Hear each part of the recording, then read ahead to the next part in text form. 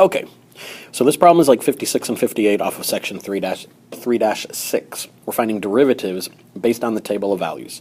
So you have to be able to read this table. We have two different x values. X is equal to -1 and x is equal to 0. We have basically two functions and then their derivatives, so four total functions. We have f of x and g of x, and then we have their derivatives f prime and g prime.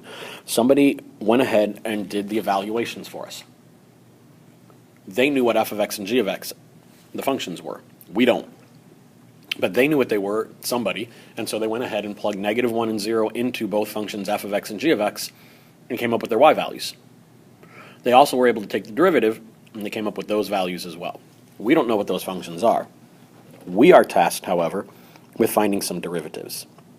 So the first derivative that we are going to find is we're going to try and find the derivative of 3 times f of x minus g of x, and we want to evaluate that at x equals -1. That x equals -1 will happen after we take the derivative. So, taking this derivative is not that big a deal. This is pretty straightforward. It's something we should have been able to do even before this section 3-6. We did it with using v's. We did it on the test. That 3 that's next to f of x is a constant multiple. Constant multiples multiply their derivatives, so the 3 is just going to multiply the derivative of f of x. What's the derivative of f of x? Don't overthink it. It's not a number. The derivative of f of x evaluated at -1 is 2. The derivative of f of x evaluated at 0 is -2. But the derivative of f of x is just f prime of x. We want to write the derivative first. Minus the derivative of g of x. Again, that's not a number. The derivative of g of x is just g prime of x. Now we can go ahead and evaluate this. We want to evaluate this at x is equal to -1. So we're finding the derivative of our function at -1, which means we're going to do 3 times f prime of -1 minus g prime of -1. Now's where we use the table. Using that table of values, I can see what f prime of -1 is. F prime of -1, if we go up to the column that says f prime and to -1, that's 2. So this is 3 times 2. Minus g prime of -1, go to the column of g prime, go to -1, that's 1. And so all we have is 3 times 2 minus 1, which is equal to 6 minus 1, which is equal to 5. So the derivative of 3 times f of x minus g of x, evaluated at -1, is equal to 5. I don't know what the functions are. I don't know what the derivatives are, but I know the slope of 3 times f of x minus g of x at -1 is 5. That one's pretty straightforward. Let's take a look at one that's not so straightforward. One that requires a little more work. So for this next one, we want to find the derivative of, letter B, finding the derivative of f squared of x times g cubed of x. To write that, we're going to write it like this. F squared of x times g cubed of x. Okay, what that means is we're doing f of x times f of x, and then we're doing g of x times g of x times g of x. Right? It's the g function that's being cubed and the f function that's being cubed.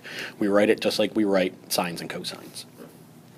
Well, this is going to require a product rule. We have two different functions here that we need to focus in on, which is going to require us to do the product rule. So the product rule says we have two different functions.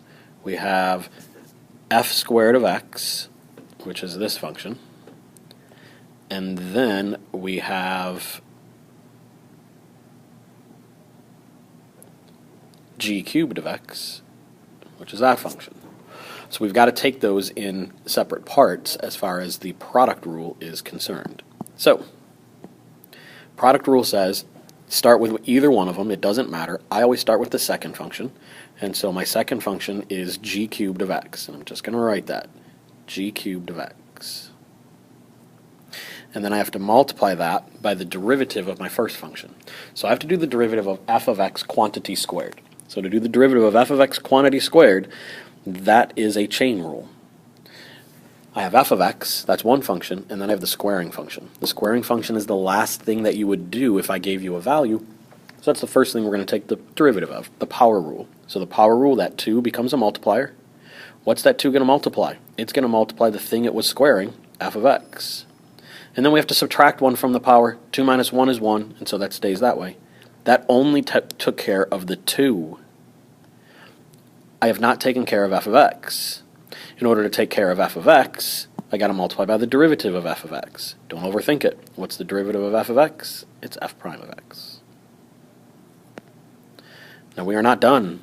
In fact, we're only half done. We have to now add on the second part.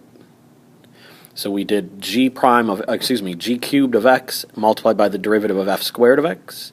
And so now we're going to start with f squared of x. And we're going to multiply by the derivative of g cubed of x. So to multiply by the derivative of g cubed of x, again, it's the power rule. That power is going to become a multiplier. What's it going to multiply? It's going to multiply g of x. And then we have to subtract 1 from the power. 3 minus 1 is 2. So we get g squared of x. That only took care of the cube. We then have to multiply by the derivative of the thing we were cubing. We have to multiply by the derivative of g of x. And the derivative of g of x, don't overthink it, is g prime of x. So there is the derivative of f squared of x times g cubed of x. There are a lot of pieces there and a lot of places to make mistakes. So you got to make sure you're going slowly and get all the pieces. Now that you've got that, we want to evaluate that at a certain spot. I left that off intentionally so we could just focus on the derivative. We want to evaluate this at x is equal to 0. That's the worst at symbol in the world. Let me fix that. At x is equal to 0. So that means just plug 0 in for every single x. So I'm going to have g cubed of 0 times 2 times f of 0 times f prime of 0 plus f squared of 0 times 3 times g squared of 0 times g prime of 0. And now all I got to do is jump up to the table and plug in all the values that I have.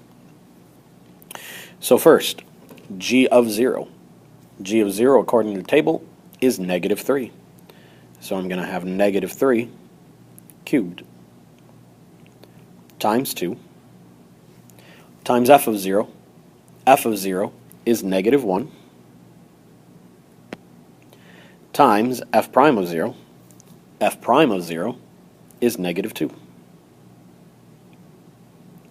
plus f squared of 0. Well, f of 0 is negative 1, and so that's going to leave me with negative 1 squared times 3 times g squared of 0.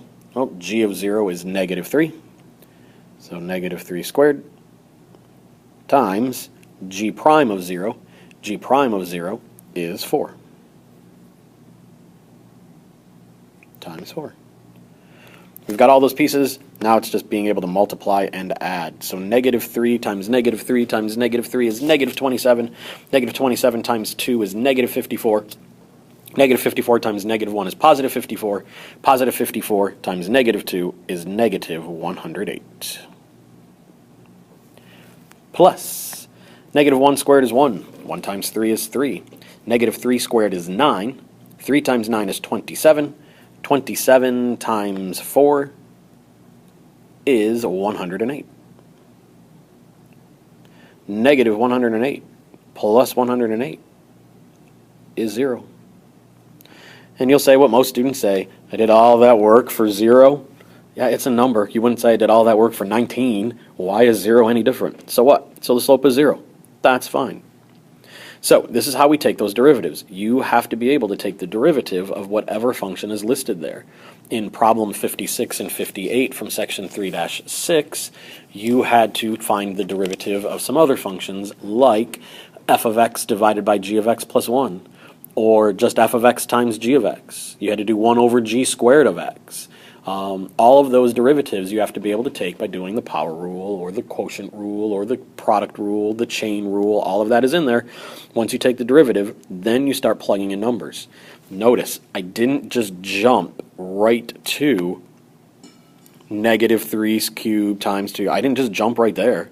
I had to do all this other work first. I had to first find the derivative. I had to do all this first.